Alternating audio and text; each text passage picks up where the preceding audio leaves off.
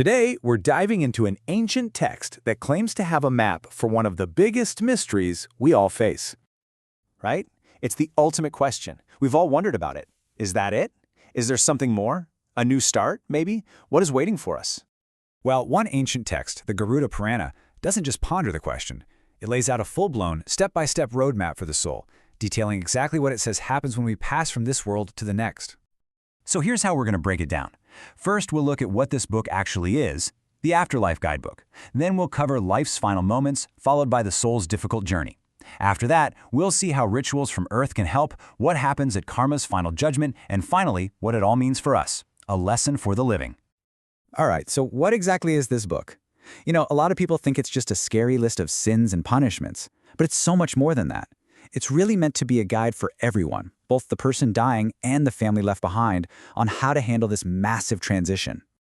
The whole thing is set up as this incredible conversation. You have Garuda, the divine eagle, who basically asks the god Vishnu all the questions we would ask about death, the afterlife, you name it.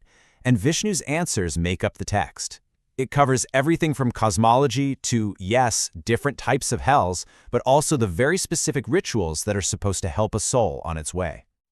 Now this is where it gets really interesting.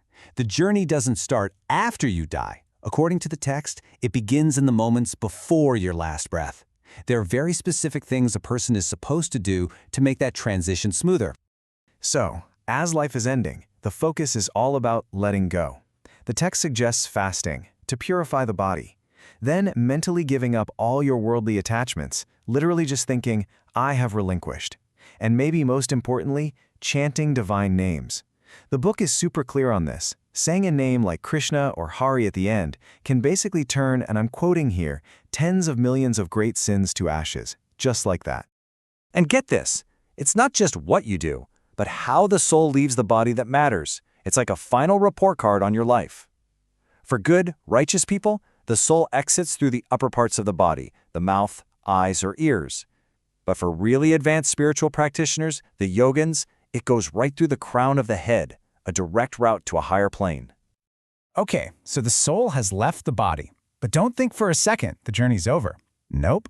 In many ways, the hardest part is just beginning. The soul enters this really tough transitional phase. This state is called departed, and the soul is basically a ghost. It has no body, it's totally vulnerable, and it's on this long, hard road where it's tormented by a hunger and thirst it can't satisfy on its own. It is completely 100% dependent on help from back on Earth. And that's where the family comes in. See, the Garuda Purana isn't just a manual for the soul, it's an instruction booklet for the living, telling them exactly how to help their loved one who has passed on. This is their role, and it's absolutely vital. This whole system of rituals is called Sraddha, and you have to understand these aren't just memorial services. Think of them more like spiritual care packages. The family performs these rites to send energy, nourishment, and even the building blocks for the soul to create a new body for the next stage of its journey. And the instructions are incredibly specific. There are 16 ceremonies, one a month, that are all about building that new body for the soul piece by piece. On the 11th day, there's a special rite to help the soul cross a terrifying river in the underworld. Even things like giving the gift of a bed are done to make sure the soul will be comfortable wherever it ends up. And the text does not mess around with this. This quote basically says, if you miss these first 16 monthly rituals, that soul could be stuck as a suffering ghost forever. No matter what you do later on, the pressure on the living to get this right is just immense.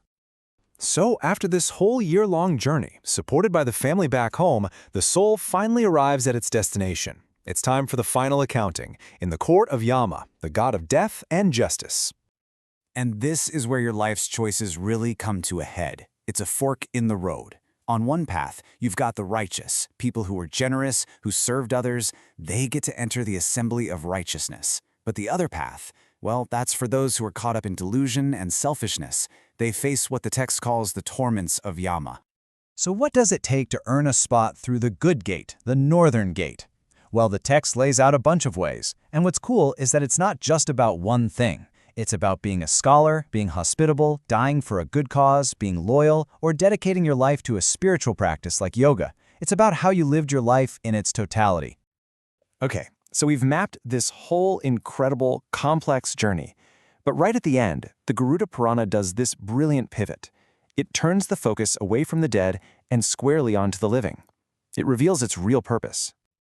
I mean, how true is this? This quote is talking about us, getting so caught up in our daily grind. I've got to do this, I've got to finish that. We're so busy with our to-do lists, and all the while, as the text says, death is coming. And death really doesn't care about your schedule. And that's the real punchline of the whole text. You see, this incredibly detailed map of the afterlife, with all the rituals and judgments, it might not actually be for the dead at all. It's a framework for the living. It's a giant cosmic mirror held up to us. It lays out the potential consequences, looks you right in the eye, and asks a very simple, very direct question. Knowing all this, knowing what might be ahead, what are you going to do with your life, right here, right now?